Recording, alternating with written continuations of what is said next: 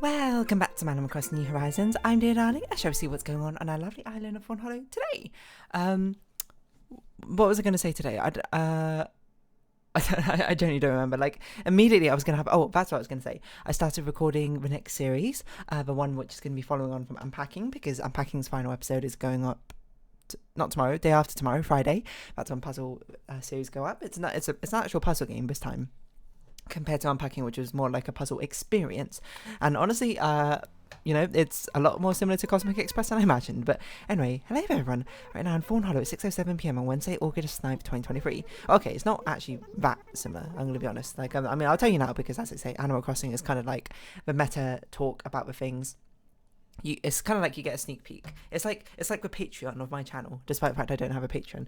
You get sneak peeks into like what's going on with the other channels and with the other series and things like that. But the next game is going to be Railbound, because that's originally, I think, what was going to be the game after Cosmic Express. And then I was like, I can't have two, like, it's probably a bit strange to have two train related games right next to each other, because Railbound has been on my list for a while, and Cosmic Express was chosen because at the time I didn't have any more puzzle games to really do. I think I had like that and Papers, Please, and I was like, all right, let's do Cosmic Express because I need like a puzzle game. So I'm playing Railbound, and it's not that similar to Cosmic Express. It's similar in like the overarching thematics of it, I suppose, where it's a train trying to get to a destination, but the actual mechanics are different. To be fair, they just got a similar sort of skin to them, which is why it's sort of it has a similar feel, but honestly the aesthetics are quite different. And I must say, I'm absolutely blazing through the first two worlds. So you got that to look forward to next Tuesday, I suppose. I haven't done the thumbnail art. But the other thing I was going to say, which is what like made me lose my train of thought, is because I got the game subreddit open, and it says, for Papers, Please 10th anniversary, Lucas Popes released a demake of a game, LCD Please, which I don't even know what on earth that means. I mean, I'll click on it. Let's see what's going on. Because Papers, Please, I still haven't completed. I played about, I'm going to guess about halfway, or maybe like a third of the way through. I played enough to be able to get an ending, but it was quite an early ending, and it's quite an anticlimactic ending, so I continued on. But then I haven't continued on since then. What is LCD Please? I don't even know. I mean, I'm going to open it up, and you might hear some music, so just be warned, I suppose. Oh, I see. It's like an LCD version of Papers, Please. Okay, that's quite loud, so obviously I'm not going to do that in this Animal Crossing video, but that's quite funny. It's like those handheld mini game devices, which honestly I could talk about today, because they used to give out things similar to like the Game & Watch from McDonald's, and you might be like, the Game & Watch, what, really? And I was like, and you might be like, isn't the Game & Watch a little bit before your time? And you're right, the Game & Watch is probably like 15 years before I was born or something. No, it doesn't make sense. Maybe like 10 years before I was born. I don't know. When did Game & Watch come out? Game & Watch release. Oh, it was about 15 years before I was born. 1980. Okay. For some reason I thought it was late 1980s, but it's actually just like straight up 1980. Which makes sense, because now I think about it, is lower tech than the NES, and the NES came out in 1985. So anyway, I will probably play Papers, Please on this channel at some point, because it's a very popular game and people have said, hey, you would like it, and I was like, I have it, and I played it through a bit of it, and I did like it. I just had never got around to finishing it at some point. But yeah, these sort of like Game & Watch-esque games, I don't really know what they're called, because they're not really consoles, I suppose. How does Wikipedia define them? Because that's normally how handheld electronic games? Sure, why not? The reason I talk about this is because McDonald's actually gave like these sort of handheld electronic device games out in the Happy Meals, ages ago actually. I think it was in collaboration with Sonic the Hedgehog. I don't remember why, because I don't even know what game came out around then with Sonic, but still. But if you don't know what I'm talking about, these sort of Game & Watch devices, they're basically these tiny electronic... It's misleading to call them a console. But if you know what a Game Boy Advance, the OG Game Boy looks like, it's kind of like that, but scaled down to like a quarter of the size or something. But basically, you have a screen, you probably have a D-pad and like one or two buttons or something, or like you have a very simple game, and that electronics device plays only that one game. And how it works, it has like a screen. Well, the screen is a bit different, because it's actually kind of like an LCD, not LCD display. Is that an LCD display? It might be an LCD display. I don't really know the technicalities of how the electronics works, but basically they have a static like background as a screen. So it's not like an LED display or anything like that. And then they have like things built into the electronics in fixed positions that light up to give the essence of movement. So you might be like, what on earth are you saying? It's kind of hard to describe. I don't really know how to describe it properly, but you play like a very, very simple game on them. Like one of them is like, I can't really remember what it was called. It's like fire rescue or something, where basically like residents of like a burning building are jumping out and you're the fire brigade and you're holding out like a fire blanket and you're bouncing them along basically to the end, where basically you can be either at the left, middle or right, and the three like residents of a building can either land in the left, middle or right spot.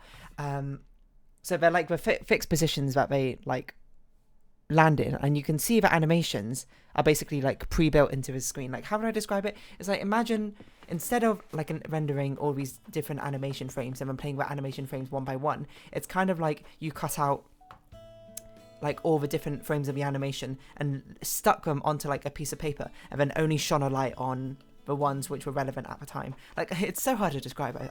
I would recommend you just Google it, and then maybe you'll see what I'm talking about. Is this you should stick around, is the fact that basically the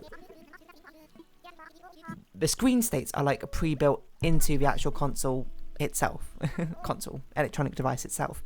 And I talk about it because I remember when I was younger, I can't remember how much younger I was. I think I must have been around like 5 or something. Because I'm trying to think about the age I probably stopped having Happy Meals. Mainly because, you know, Happy Meals, the burger's not as good. Why get a Happy Meal burger when you can get a fillet fish? And the answer is to get the prize, which is fair enough. It's a pretty good answer, to be honest. But, like, when I was younger, they had Sonic the Hedgehog release their own, like, miniature electronic handheld and gaming, quote, devices, which also interacted in like a similar fashion to the Game & Watch. I remember one of them was like Tails. It was basically like pole position, except for horizontally. So I guess if anything is closer to Flappy Bird, if I wanted to make a more timely reference, where you were like at the top, middle or bottom, you flew and you like collected rings. I don't really remember. And there was another one, there was like a Knuckles one, which I never got. I tried to collect them all. I think I had a Sonic one. I don't remember what the Sonic one was, and I think I had an Amy one, but I don't remember what the Amy one was. But the Knuckles one I remember I didn't get, and the only reason I got the Tails one is I feel like the only times I got McDonald's during this campaign, this promotion, was at like, I think we were like traveling or somewhere, because I remember eating a meal and getting like a Happy Meal thing, and then there was like these two like two ladies like not next to me but like on the table next to like my family or whatever, and I was just like playing the game or whatever, and for whatever reason they got a Happy Meal and they gave the toy to me. It was like, hey, do you want this, you know, you seem to like it a lot. And I was like, well, I was probably quite a shy kid, so I probably didn't say anything except for like thank you, and then I played that or something. Now at the time, like from my childhood memory, because I was like 5, I suppose, when that happened, I think those two ladies, I'm like, they must have been like 28 or something, but probably they were like teenagers or something now I think about it, because you know when you're younger, you look up at like people older than you, you're like, whoa, they're so old. Like me now looking at someone who's like 35 or something is probably the same as me when I was like 6 looking at someone who was like 12 or something, you know? I have distinct memories from primary school of like looking, you know, when I was year 6 is the highest like academic level in primary school, so I guess that'd be grade, I don't know what grade equivalent is, grade 7 or whatever, wherever the final grade is in elementary school, of like looking at people in the final like year of primary school and being like, whoa, they're like adults, they're like so tall, they're like, you know, so old. Is it me, or did we not have a crafting recipe, or did I just miss it like 3 times? I'm losing my mind. Is it over? Oh, it's behind the rock. That is one of the sneakiest things I think I've seen, or not seen, I suppose.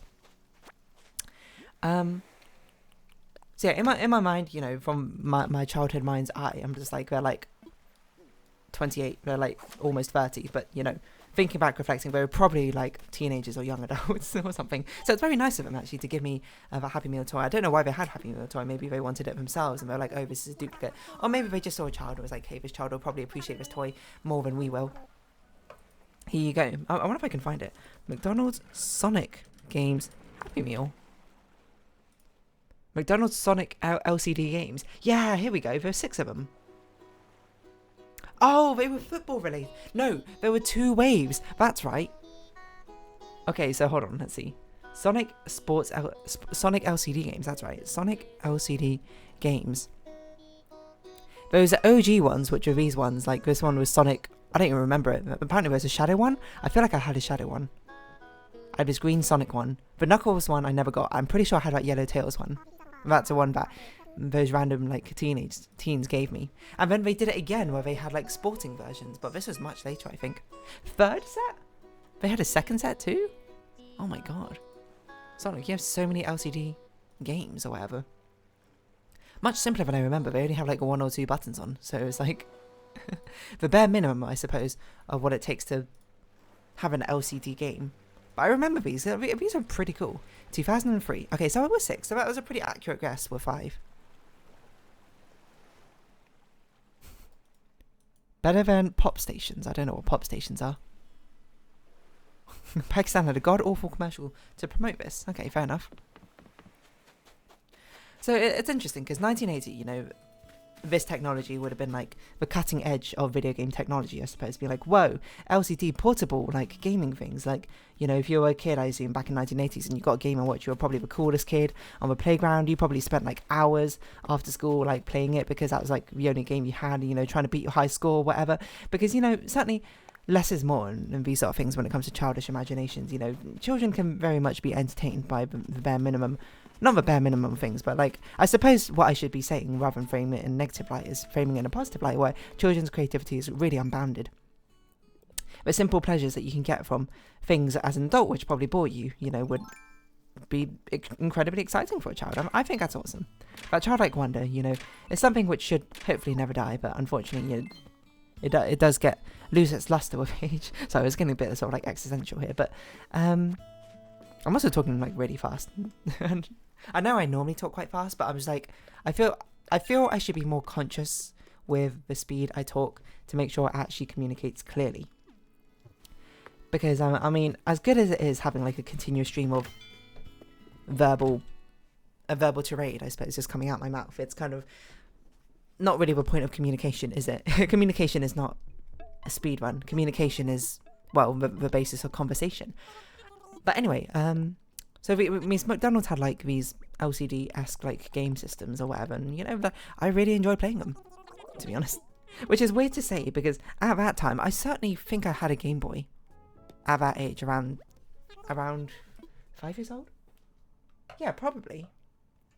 I think I got a Game Boy like super early when I was super young from China. It was like a gift from like my uncle, I'd imagine. I feel like I remember it being bought.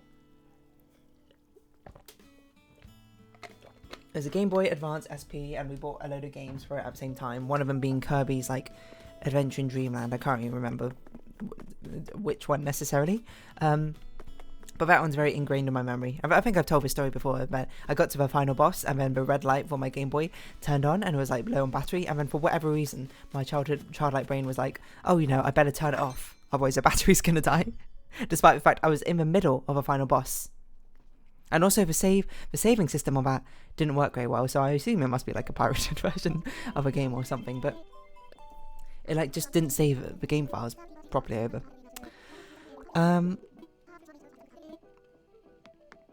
Yeah, so these LCD games, I feel like LCD games is a better name for it. Living card games, that's not what I meant. Or not LCG, sorry, LCD.